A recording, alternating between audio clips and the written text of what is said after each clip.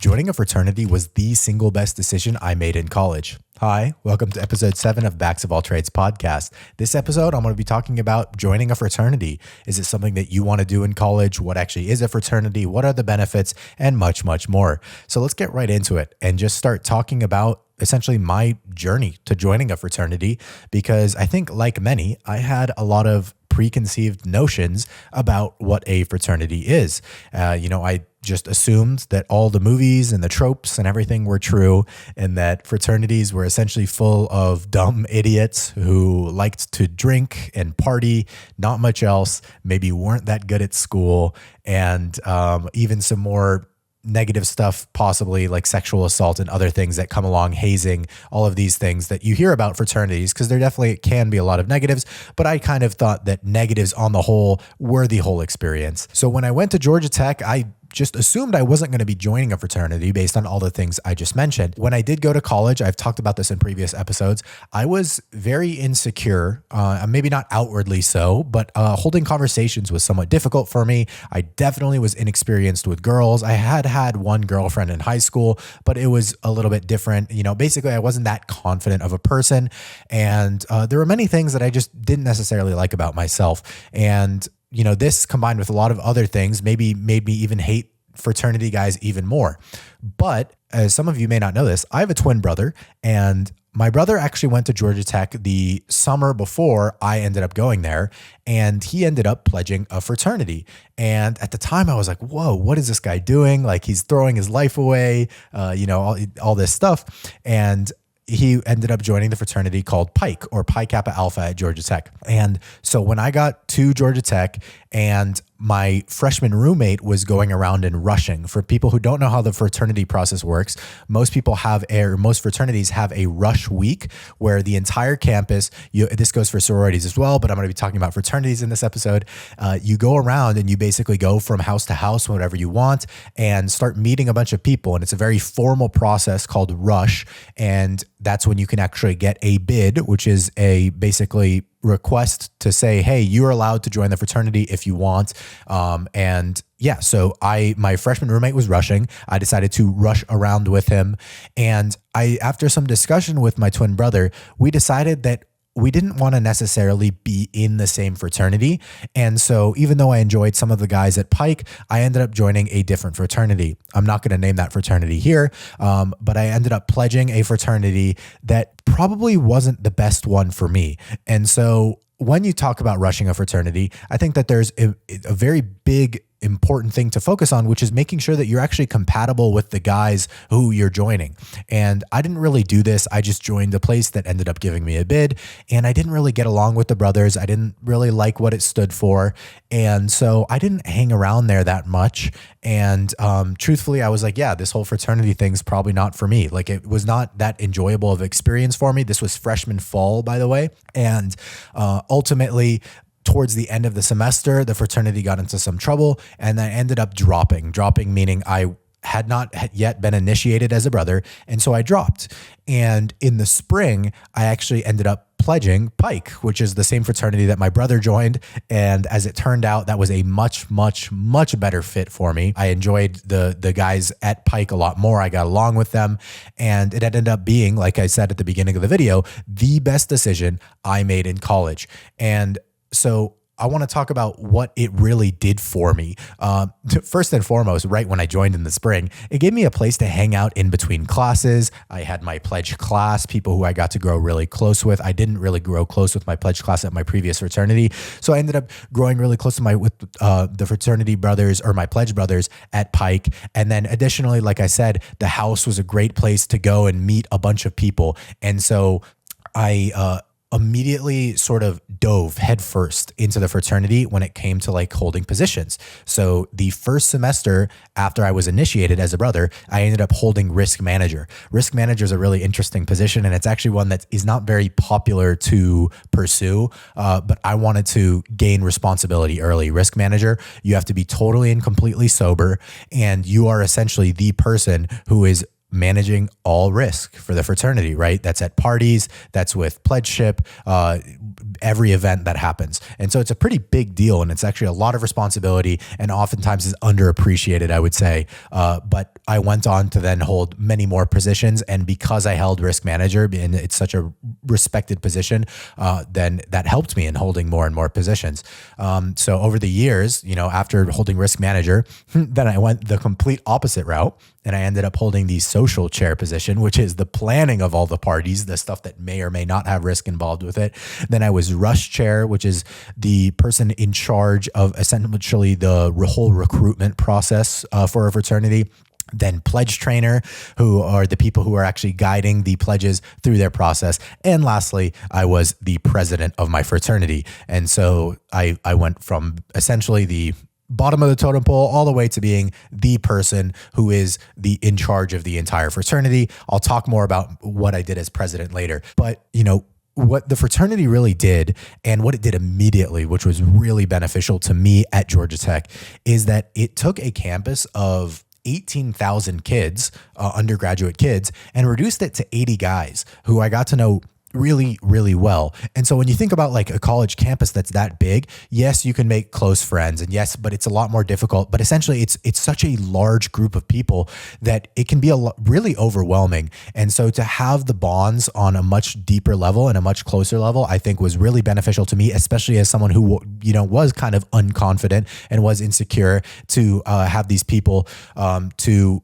essentially look up to, right? So it gave me a massive group of people that I could aspire to be like. And it was different people in different categories. Pike, by the way, was known as the athletic fraternity, or the meatheads, or whatever you want to say. But the point being, there were guys who were very, very buff and very athletic in whatever they did. And, there's a saying in Pike's slag, but essentially the A in slag stands for athlete. And so there were people I could look up to physically and I would go to the gym with. Then there were people I would look up to professionally. There were people who had insane job offers, whether they were in their, internship wise, sophomore, junior year, senior year, or had insane jobs lined up after college. So when they would graduate, they would go and make over 6 figures straight out of college, which as a freshman, to look at somebody like that is actually really motivating. And it gives you somebody to ask questions about. Oh, what was your path, right? Now, again, you can do this in other clubs and you don't have to be in a fraternity to do these things, but it gives you a very, very easy way to do that, which is what I liked about it. Like, I'm not saying that anything in this video is impossible to do in other places. It just allowed me to do that much, much easier.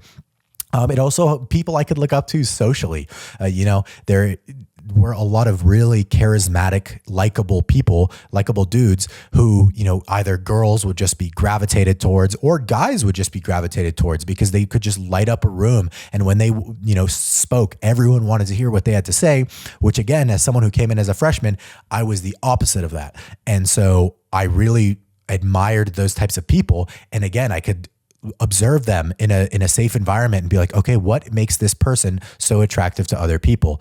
And then you could ask them directly. You could build relationships with these people. And so to have essentially this area for role models who are also your friends is something that I think is somewhat unique to a fraternity in college. It also gave me a built-in social network. The reputation at Georgia Tech is a very good school, obviously, and that people are nerds. And that's absolutely true. The people in my classes that I would take, multivariable calculus with, I wouldn't necessarily want to be friends with, because even though I was a little bit socially awkward, I was still an outgoing person. I still had many friends. Making friends is not something I ever struggled with. And the people in these classes were not people I would ever be friends with. These were people who were extremely introverted, only would, study, play video games, go to bed, not do anything fun, or not do anything I would consider to be fun. And so it would have been really hard for me to build that social network if I were not in Greek life at Georgia Tech. And there literally was almost a difference between the people who were in Greek life at Georgia Tech and those who weren't, such that I knew virtually everyone in Greek life by name. And so even though I said that there were 18,000 kids undergraduate and it reduced it to 80 for my social network, it actually kind of felt almost though the entire Georgia Tech class was more around 3,000, which was around the population of Greek life. And so those were the people I got to know really well. And those were the people I would see, out at the bars, at parties, etc.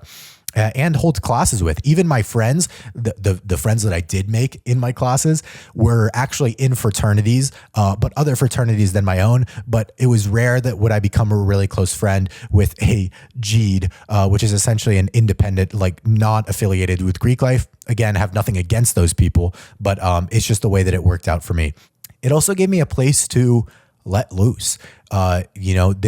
Georgia Tech was a very academically rigorous school. And, there were these so-called like hell weeks where it's weeks that are just so brutal when it comes to exams and projects. And so having a built-in social calendar was just so nice because you had so much stuff to look forward to, whether it was date nights or mixers or, so special events like going to literally a beach with your entire fraternity. Think about how fun that is. Or just parties on the weekend, right? And so basically having that built in, I didn't have to put in any effort until obviously I was in the positions who led those things, which was very rewarding. But yeah, no, it is invaluable because otherwise you have to make the moves yourself, and that can be very difficult. It also gave you people to hold me accountable, right? I mentioned how there were people physically who were much stronger than I am, but also just the fact that we were the meatheads, we were the athletic fraternity. There were always people who were going to the gym in between classes. And, there was actually a rumor of Pike specifically that we had a rule that someone had to be in the gym at all times. This was not true, by the way, but it's funny to hear how the little rumors float around campus. But that being said, when you do have that sort of ecosystem and that ethos of people who are just going to the gym, and this is like almost an intrinsic value that we hold high to ourselves, then especially for the people who were not going to the gym, it gives you so much motivation to get in there and to actually start working out. I mean, I saw some crazy transformations, as many of you know from my gym episode. If you haven't seen that, go watch that. But I had been working out since sophomore year of high school, but there were people who didn't start working out until college. And I saw transformations of people literally gaining 40 to 50 pounds, total transformations from the gym, and Pike being the main reason why they did that. And I'm going to put it aside here and just say that this may sound like an ad for Pike. This is not an ad for Pike. It's an ad for what fraternities can give you. And Pi Kappa Alpha, which is the full name, may not be the right fraternity for you. But if this stuff sounds like something you might be interested in pursuing, then you should rush multiple fraternities and see what is the best one for you. Pike just happened to be the best fit for me. It also gave me a professional network. There's alumni, a super broad alumni network, which, people, it's not even nepotism at that point, right? But to have this group of people that you can leverage literally on LinkedIn, I could go and message virtually any other Pike in the country and be like, yo, I want a job where you're working. Could you slide me a referral? And they would almost definitely say yes. And if a Pike came to me and said that, I would also do that for them. And there are people, very, very successful Pikes, who actually, we had an alumni of our specific chapter who essentially hires a ton of Georgia Tech Pikes because he knows the type of people that we produce. And so having that professional network is invaluable, and that can't be understated. I actually got my first job, I'm a software engineer now. My first ever software engineering internship was actually because of a friend of the fraternity. She was my good friend too, but she essentially, I would not have probably gotten the referral from her had I not been in Greek life and met people like her who essentially have these super powerful connections, right? And so it builds a really powerful network for you in college professionally. It also, this one's a little bit odd. It was a place for me to save money, which sounds weird because yes, there are social dues, which is what you actually pay to be in the fraternity.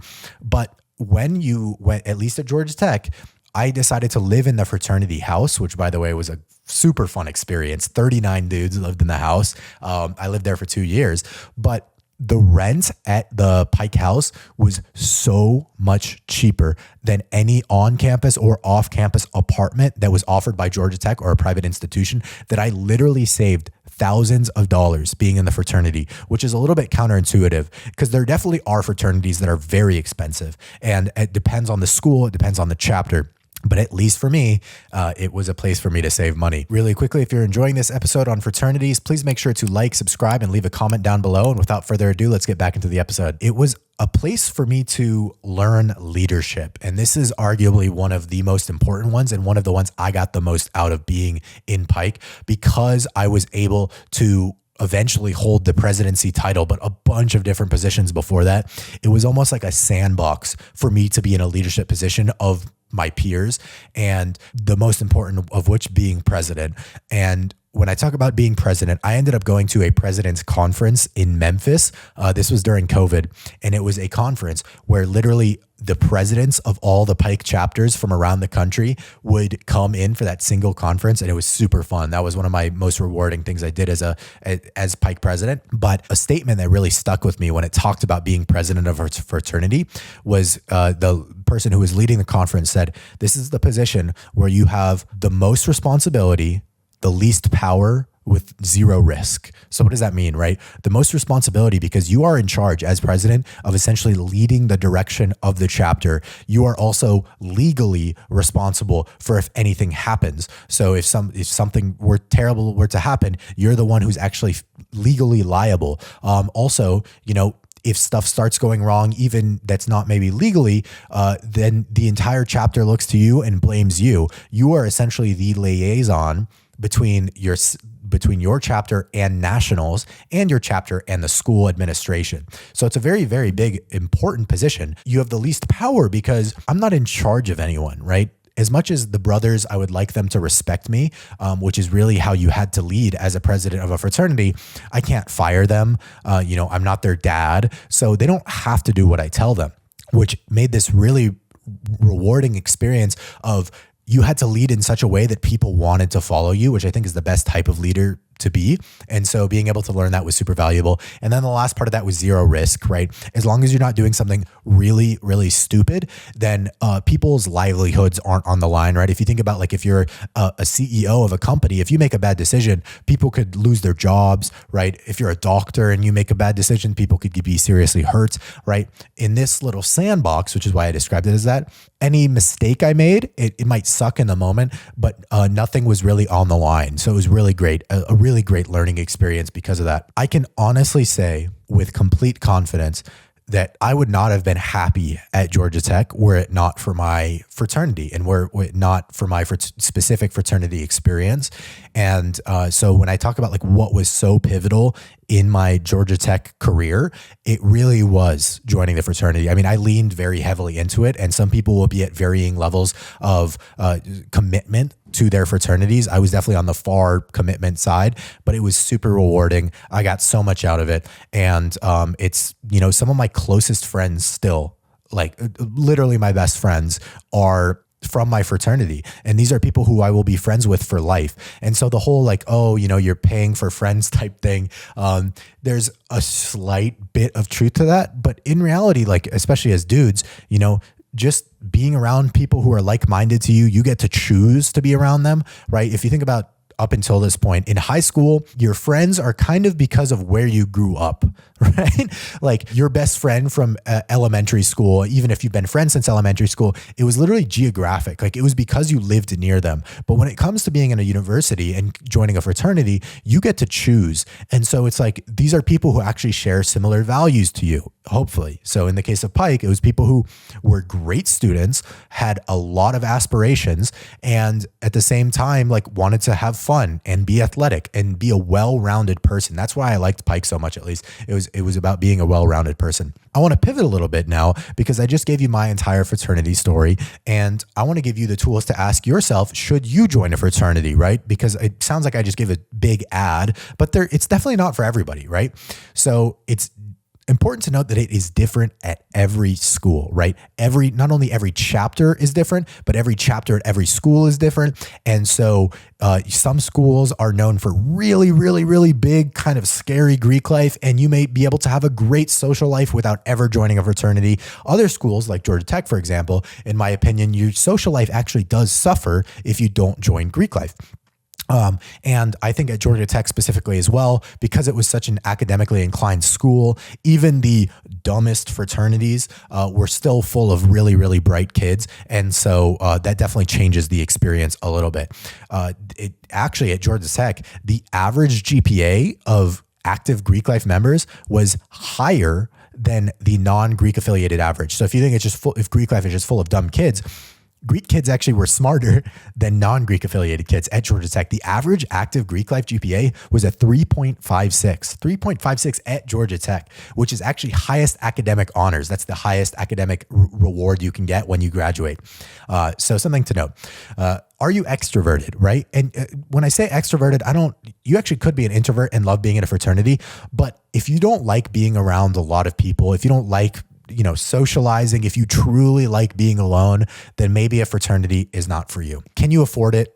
Like I mentioned, there are definitely very expensive fraternities out there. And if you are already taking out student loans to join your school and you think that you may not get as much out of being in Greek life as maybe I did, then it's important to note that it can be expensive. Again, in my case, I actually ended up saving money, but that's not true for every chapter at every school. So keep that in mind. We did have many brothers, by the way, who paid their own dues, as in they worked jobs, whether it was internship money or literally at like a bar or something to pay their own dues because they thought that it was that valuable for them to still be a part of the fraternity. The last one I want to ask is do you want to be involved? I obviously held a lot of positions, and that is really half of what I would say the reward was for me, is not only just the actual social side and my personal development, but also being able to explore the leadership and responsibility side. And there were many people who were paying dues and were part of the fraternity. And I almost wondered why they were still a part of it, because they would not come to any events. They would never hold any position. And so they were just kind of like giving us money. It seemed like almost like a donation. If you are not going to be involved, don't join a fraternity. That's just my personal opinion. I'd be remiss if I didn't talk about problems with fraternities, because I mentioned at the beginning of the episode how I had some preconceived notions. There definitely are some very real problems with fraternities, and everybody's seen the news headlines, and like I said, different at every school, but I have to bring these up. I couldn't, in good faith, give an entire episode being an ad for fraternities without talking about how there can be drawbacks. There is the environment where sexual assault is more common.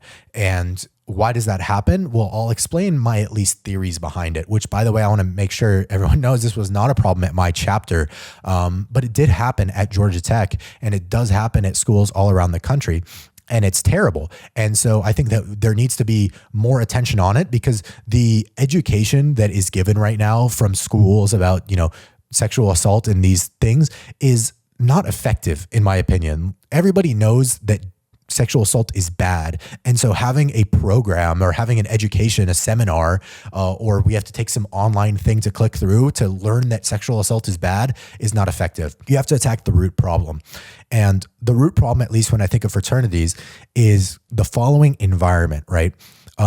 Many kids at Georgia Tech, but across every fraternity across the nation, pretty much, there will be guys who maybe didn't have that much experience with women or girls in high school. And so they get to college, they're a little bit inexperienced, and which means that you may not know the proper way of escalating things sexually with a girl. And it takes a lot to learn that, right? Especially as a guy, to do that in a way that they're still feeling comfortable, that they're doing all that stuff. It is somewhat, the way I describe it is, it's like riding a bike, in that you have to learn it. Once you learn it, hopefully you can have the signs. Then you add the next thing on, which I just mentioned, or which I'm going to mention, which is alcohol. And alcohol, in my opinion, is basically like taking the training wheels off when you're riding a bike. And so now you have inexperienced guys with women. There's alcohol present, right? And underage drinking, which, not going to talk about too much here, but that does happen at fraternities, right? There is underage drinking. Then there's a newfound sense of entitlement, because there's a lot of guys who, especially fraternities, if you're in a top fraternity on campus, there is a social hierarchy, right? And if you're the host, of a party and you're the one who's gatekeeping, at the door, or like, oh yeah, you can have a drink, but you have to ask a brother first, right? There is a sense of entitlement when it comes to this. And then the last one is pressure from other fraternity members. The way that a lot of fraternities will talk about women and talk about their achievements with women and sleeping with women as sort of, a measure of a man, like how many either women you've slept with and all that stuff. It is a quadruple pronged attack, right? You have newly entitled, inexperienced men with women who are now with alcohol, aka no training wheels, and then have pressure from their brothers. It creates an environment where somebody who doesn't even know that they're essentially engaging in an activity that would be perceived as really uncomfortable or coercive from the women's point of view, they may not even know they're doing it, which is why I think the typical education doesn't work. Because I bet you if you ask 90% of these, fraternity guys, was she uncomfortable, blah, blah, blah, did she want to do it? They would probably say yes, which means they don't even know what's happening. And so I think that can definitely happen. We did a lot of things at my fraternity chapter to try and prevent that and to educate before instead of like dealing with after the fact. There is, obviously you have to punish and you have to make sure that somebody understands the consequences of their actions if they do something heinous. But obviously the better course of action there is to prevent it from ever happening. And so we would have a number of different, what I would think to be more beneficial education seminars with girls in the Greek life community who would explain, essentially scenarios and this is what's creepy, this is what's not creepy. Another negative part of fraternities, which absolutely is real and absolutely does happen, is hazing. Everyone's heard of hazing. There's different types of hazing. To me, most of it is just so stupid, so pointless. And yet it does happen and kids literally die every year. Alcohol hazing to me is the stupidest thing that any fraternity could do. Essentially forcing your new members, your pledges to engage in drinking activities, usually copious amounts of alcohol, oftentimes liquor, and kids literally die. And when you're an 18-year-old kid and they're saying, oh, do you want to be part of this really cool club that, all these really cool guys are a part of? Well, here's what you have to do. You have to literally put your life in danger. To me, it's just so stupid. And it does happen at some fraternities. And so I won't ignore that. It's across the board, I would say illegal. It's literally illegal against the law. And then additionally, it's against every fraternity's national policy. And yet it still does happen. Just something to note. Again, my fraternity, we did not do any kind of that.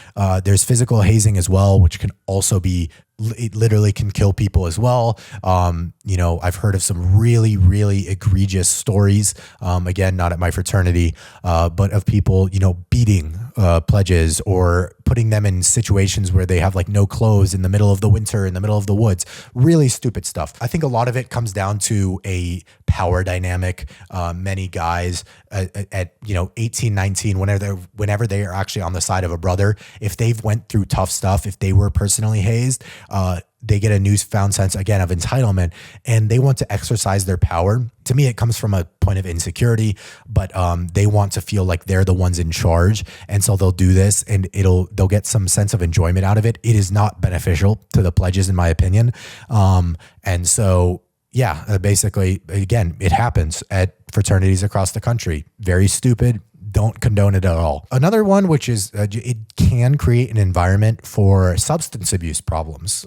This one, there actually was some at my fraternity, which is that when there's an environment where drinking a lot is maybe not even okay, but actually encouraged, it can create an environment to where you can secretly and quietly kind of become an alcoholic or become addicted to marijuana, or even harder drugs, right? Essentially, it's encouraged, as I mentioned, to have fun and go to and do parties and stuff like that. And so there are people who will black out every single time they drink, right? That's a very clear sign of alcoholism. Or drinking early on in the days, drinking during weekdays when they have exams or whatever, because, it's at the fraternity and blah, blah, blah. You're just so frat, right? This stuff does happen. And there definitely are times where it can actually be helpful to be in a fraternity because people will hold you accountable. and I did see this a number of times at my fraternity as well, where it's like, hey man, like this is getting to be not okay. You know, it's affecting your grades. It's affecting your health. And so that definitely can happen. But oftentimes I would say that it actually would maybe create more problems than it solves when it comes to substance abuse stuff. So just make sure that, you know, you're keeping track of yourself, and you're holding yourself accountable, and if you're in a fraternity, hold your brothers accountable. And that way we can prevent, you know, stuff like that from continuing to occur. I want to sort of end off this episode by saying that it's different for every person, right? Like I said, every chapter is different, and every chapter at every school is different. And so fraternities may not be the place for you, but if the former side of this episode sounded like something that could be really beneficial to you, then I would say go for it, right? Rush around. And this was literally the best decision I made in my time at college. So yeah, that a lot of people asked about that. If you want to hear me talk more about my time as as president of a fraternity, I have so many stories. So leave that in the comments below if that's something you'd like to hear more about. If you have any questions about being in a fraternity, leave them in the comments below. And if you're on any podcast platform, please make sure to give me 5 stars. And if you're on YouTube, like and subscribe. As always, thank you guys so much for watching.